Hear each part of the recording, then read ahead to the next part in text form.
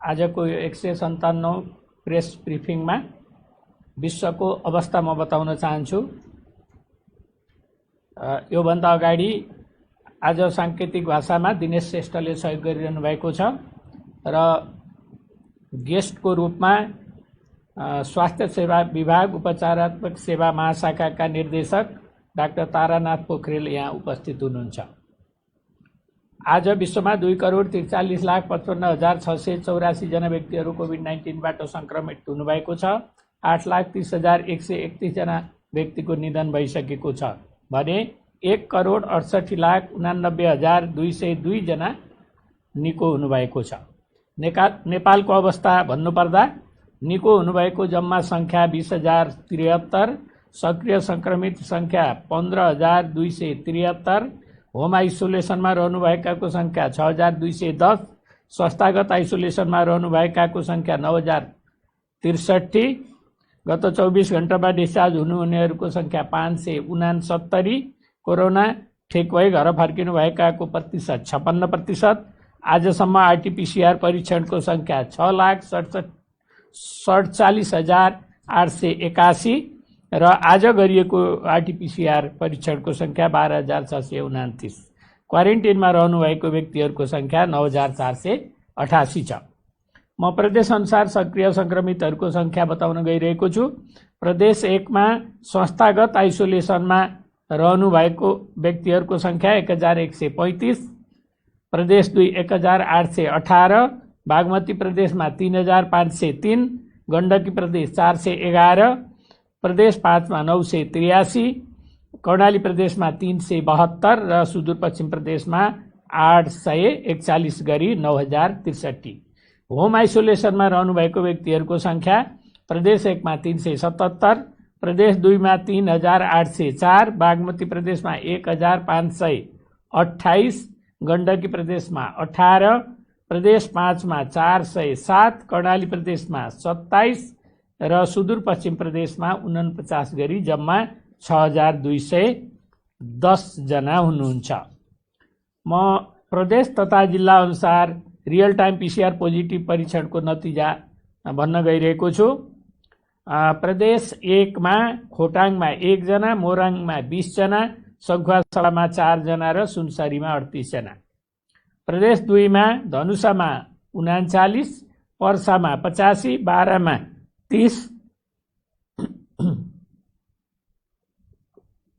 महोत्तरीमा 7, रौतहटमा 15, सप्तरीमा 22, सर्लाहीमा 6 र सिराहामा 7।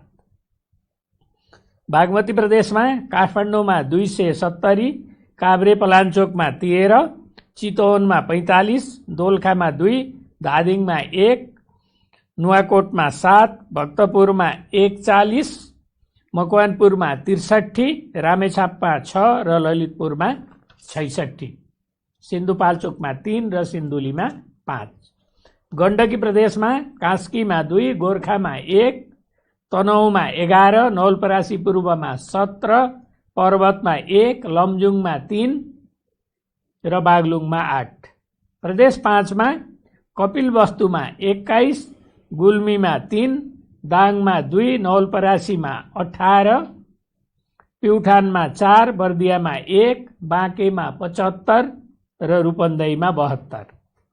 कर्णाली प्रदेशमा जाजरकोटमा 5, दैलेखमा 12, सुर्खेतमा 9 र सुदूरपश्चिम प्रदेशमा कञ्चनपुरमा 6, कैलालीमा 20, डोटीमा 6, बझाङमा 1 र बैतडीमा 17 गरी देशभरि जम्मा 334 महिला र 777 पुरुष गरी जम्मा 1,111। आजको नयाँ पोजिटिभको सङ्ख्या मैले भने र आजसम्म सङ्क्रमित हुनेहरू जम्मा 35,529।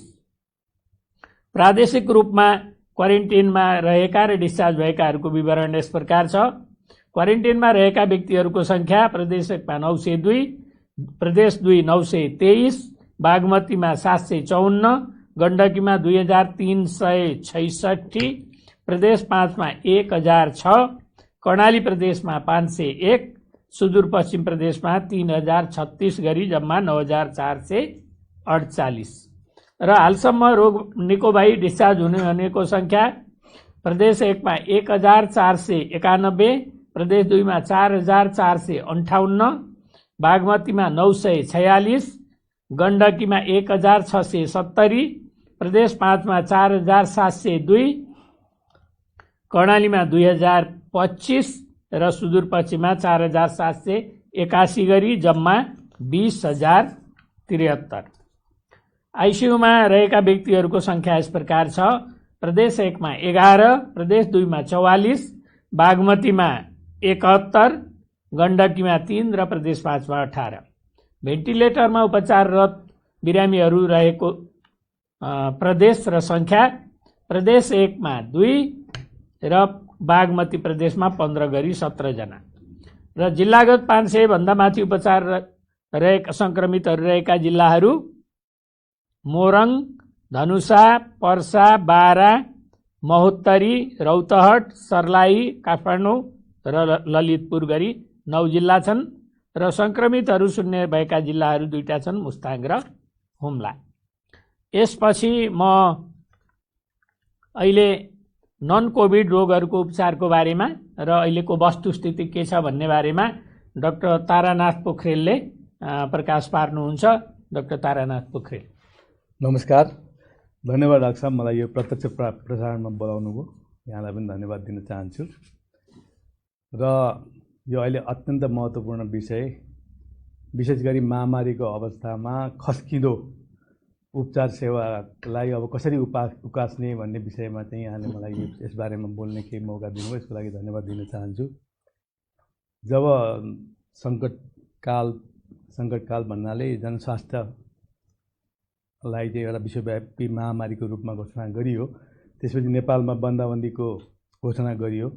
त्यसपछि स्वास्थ्य सेवाहरूको क्षमतालाई अभिवृद्धि गर्नको लागि स्वास्थ्य मन्त्रालयले, नेपाल सरकारले अन्य सेवाहरूलाई केही थाँती राखेर नियमित सेवाहरूलाई पूर्ववत सेवाहरूलाई चाहिँ केही कम गरेर आफ्नो क्षमता अभिवृद्धि गर्नको लागि, महामारीको लागि तयारी हुनको लागि, प्रतिक्रिया गर्नको लागि स्वास्थ्य संस्थाहरूलाई निर्देशन दिएपछि त्यतिखेर तत्कालको अवस्थामा केही अन्यलको स्थिति, अस्पष्टताको स्थिति भएको हुनाले र महामारीको लागि सबै अस्पतालहरू, स्वास्थ्य संस्थाहरू देशभरि नै तयार रहनुपर्ने कारणले गर्दाखेरि स्वास्थ्य संस्थाहरू बाट दिने सेवाहरू क्रमशः अत्यावश्यक सेवा र इमर्जेन्सी सेवाहरू बाहेक अन्य सेवाहरूलाई चाहिँ कम गरेको अवस्था थियो।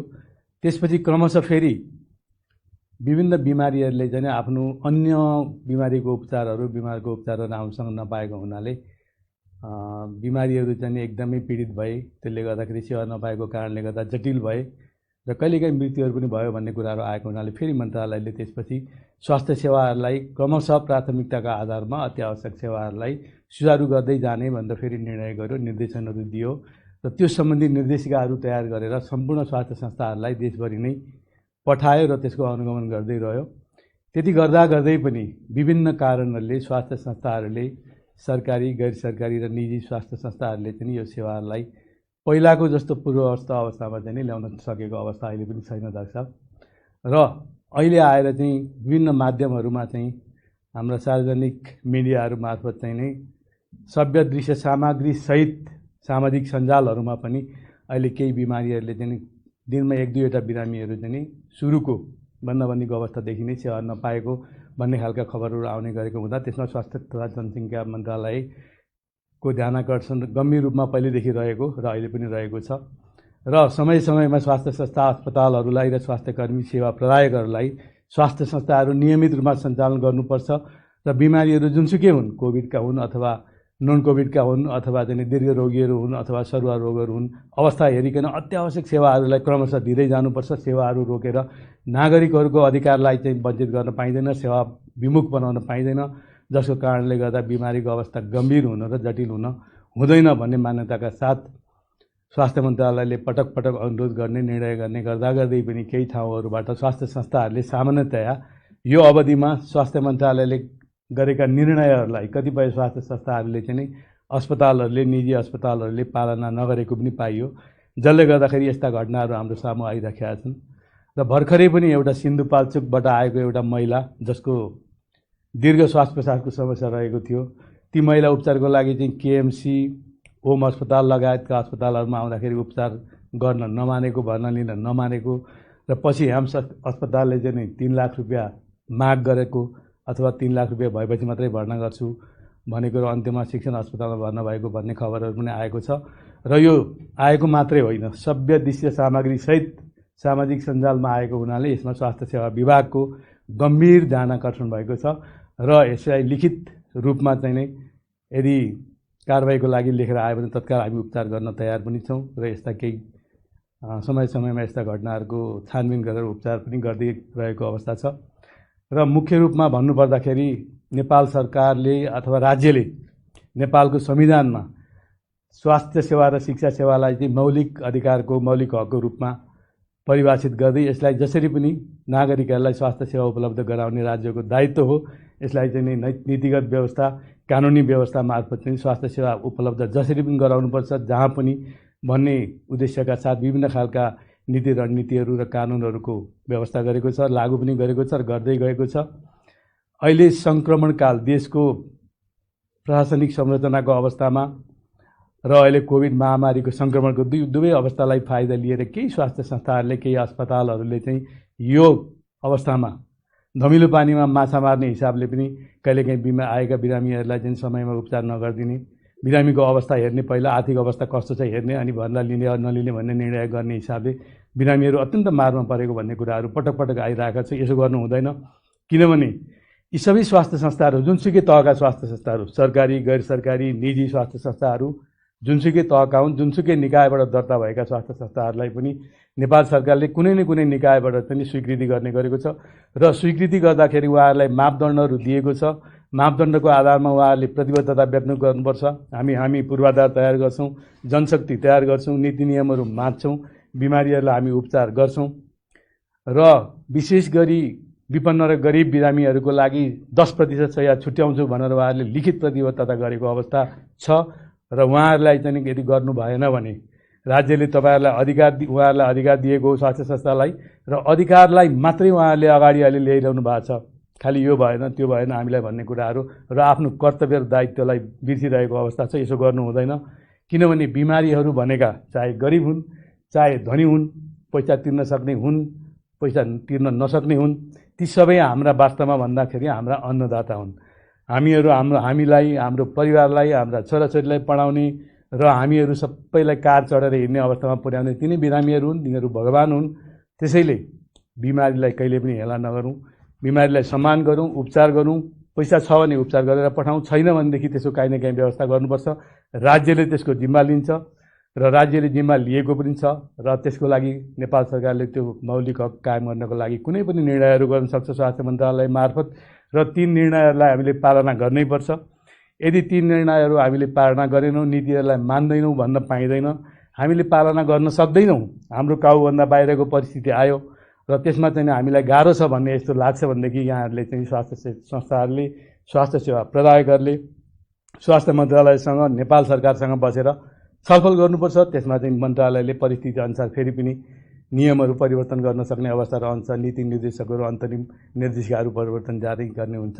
किनभनेदेखि राज्यले एउटा गरिब नेपालीले जति राज्यको स्रोत साधनहरूको उपयोग गरेको छ, एउटा स्वास्थ्य संस्थाले, एउटा स्वास्थ्य सेवा प्रदायकले हजारौँ गुणा बढी स्रोत साधनहरू उपयोग गरेको छ।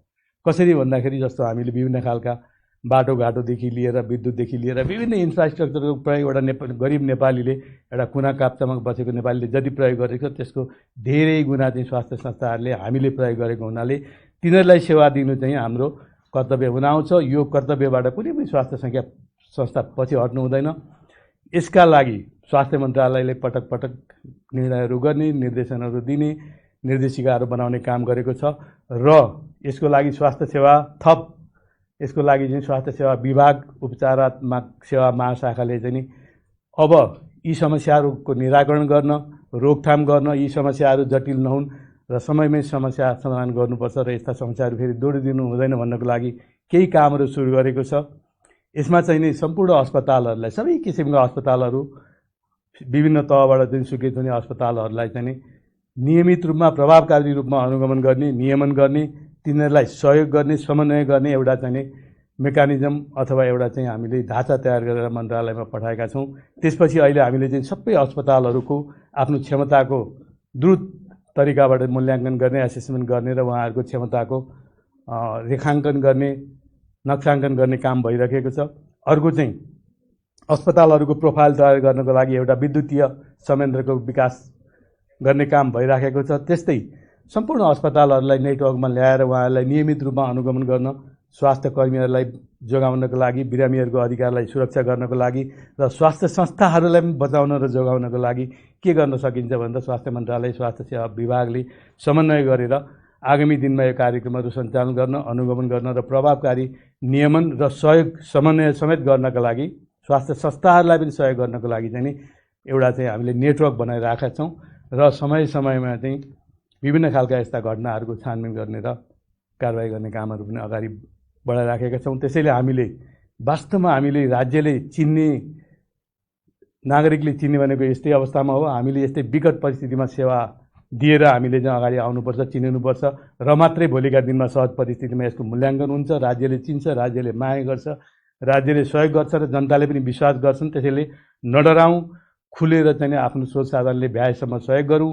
कोही पनि बिरामी, पैसा नभएको बिरामी आयो भने त्यसलाई उपचारबाट वञ्चित गर्न पाइँदैन। कहीँ न कहीँ कुनै न कुनै उपायले त्यसको लागि व्यवस्था गर्नुपर्छ। यसमा राज्यले चाहिँ जिम्मेवारी लिएको छ र विभिन्न संयन्त्रहरूको विकास गरेको छ। राज्य आफैले नेपाल सरकार मार्फत, निजी स्वास्थ्य संस्थाहरू मार्फत, निजी साझेदारी, सार्वजनिक र साझेदारी संयन्त्र मार्फत, सरकारी गैर सरकारी संस्थाहरू मार्फत चाहिँ सेवा दिने संयन्त्र नेपाल सरकारले बनाएको छ। राज्य भन्नाले सम्पूर्ण सरकारी, गैर सरकारी, निजी र अन्य क्षेत्रहरू भएको हुनाले हामी सबै मिलेर बिरामीहरूलाई चाहिँ उपचार दिनुपर्छ। कोभिडभन्दा अन्य खालका सेवाहरू जो जटिल भएर अहिले चाहिँ बिरामीहरूको मृत्यु समेत भइरहेको कुराहरू दिनदिनै आएको हुनाले यो समस्यामा जान नदिनको लागि कुनै पनि बिमारी सेवा लिन आएपछि हामीले ती बिरामीहरूलाई रेस्पोन्स नगरिकन फर्काउनु हुँदैन। कुनै न कुनै उपायले सेवा दिनुपर्छ। अध्यक्ष साहब, मैले यति नै जानकारी गराएँ। हस्, धन्यवाद छ। र अब स्वास्थ्य तथा जनसङ्ख्या मन्त्रालयको अनुरोध छ। स्वास्थ्य तथा जनसङ्ख्या मन्त्रालयले कोभिड-19 को जोखिम रहेको स्थानमा बसोबास गर्ने व्यक्तिहरूलाई लक्षित गरी परीक्षणको दायरा फराकिलो बनाएको छ। अहिलेको अवस्थामा सङ्क्रमण दर दिन प्रतिदिन वृद्धि हुँदै गएको अवस्था छ। यसको सङ्क्रमण सेवा प्रदायक डाक्टर, नर्स, स्वास्थ्य कर्मीहरू, सुरक्षाकर्मीहरू र अन्य कर्मचारी, सवारी चालक तथा सहयोगी लगायत समाजका हरेक तह र तबकाका विशेष गरी घना बस्तीहरूमा बसोबास गर्ने जनसमुदायमा देखा परेको छ। कोरोना पोजिटिभ देखा परेपछि आइसोलेसनमा बस्नुपर्छ भन्ने कुरा हामी सबैलाई थाहा भइसक्यो। लक्षण नभएकाहरू सम्भव भएमा घरमै आइसोलेसनमा बस्न सकिन्छ र कोभिड पोजिटिभ केसहरू लक्षण भएकाहरू आइसोलेसन सेन्टर वा कोभिड अस्पतालमा भर्ना भई उपचार गर्न सकिन्छ। यसरी आइसोलेसनमा बस्दा चिकित्सा वा स्वास्थ्य कर्मीहरूको प्रत्यक्ष अप्रत्यक्ष सरसल्लाह एवं सम्पर्कमा रही सेवा लिनुपर्ने हुन्छ। यसको सङ्क्रमण वृद्धि भएसँगै समाजमा सामाजिक विभेदका सोच एवं व्यवहारहरू देखा परेका छन्। त्यो नितान्त पुरातनवादी सोच र अन्धविश्वास हो। अझै आउँदो केही दिन यसको प्रकोप थप वृद्धि हुने आङ्कलन गरिएको छ, जसले गर्दा हामी सबैले थप चुनौतीहरूको सामना गर्नुपर्ने हुन सक्छ। यस्तो बेलामा हामी सबैले आफ्नो जीवनशैली परिवर्तनका लागि सकारात्मक सोच चिन्तन गरी आफ्नो ठाउँबाट यस रोगको उपचार, नियन्त्रण, रोकथाम तथा व्यवस्थापनमा एकजुट हुन जरुरी छ। नेपाल सरकारका सबै अङ्गहरू यसको नियन्त्रण, उपचार र रोकथामका लागि अहोरात्र खटिएको कुरा यहाँहरू समक्ष अनुरोध गर्न चाहन्छु र खटिएका व्यक्तिहरू र उहाँहरूको परिवार पनि यस रोगबाट पीडित हुनुभएको छ। यस्तो कठिन घडीमा खटिरहनुभएका व्यक्तिहरू र उहाँहरूको परिवारप्रति समाजले सहानुभूति प्रकट गर्नु हुन अनुरोध गर्दछु। यसको सङ्क्रमण हामी मध्ये जो कोहीलाई पनि हुन सक्छ भनेर सोचौँ। जनस्वास्थ्यका मापदण्डहरूको कडाइका साथ पालना गराउँ। यसको नियन्त्रण एवं रोकथामका लागि विश्वमा भइरहेका अनुसन्धानत्मक प्रयासहरूको नेपाल सरकारले निरन्तर अध्ययन गरिरहेको छ। नयाँ नयाँ उपचार प्रविधिहरू भित्राएको छ भने कतिपय भित्राउने क्रममा छ। यसको रोकथामका प्रमुख उपायहरू भनेको भ्याक्सिन र जनस्वास्थ्यका मापदण्ड पालना गर्नु नै हो भन्नेमा स्वास्थ्य तथा जनसङ्ख्या मन्त्रालयले यहाँहरू समक्ष अवगत गराएकै छ। विश्वका कतिपय देशहरूले परीक्षण गरिरहेका भ्याक्सिनहरूको सफल परीक्षण पश्चात हाम्रो देशका नागरिकहरूले पनि भ्याक्सिन पाउनेछौँ हामी सबैले आशा, विश्वास, भरोसा र प्रार्थना गरौँ भ्याक्सिनको सफल परीक्षण चाँडो सफल होस्। अन्तमा विनम्रतापूर्वक म अनुरोध गर्दछु कि कोरोनाबाट आफू पनि बचौँ, आफ्नो परिवारलाई पनि बचाउँ र सामाजिक सद्भाव कायम गरौँ। यति भन्दै आज दुःखद खबर पनि छ। आज 24 घण्टामा 8 जना बिरामीहरूको मृत्यु भएको छ।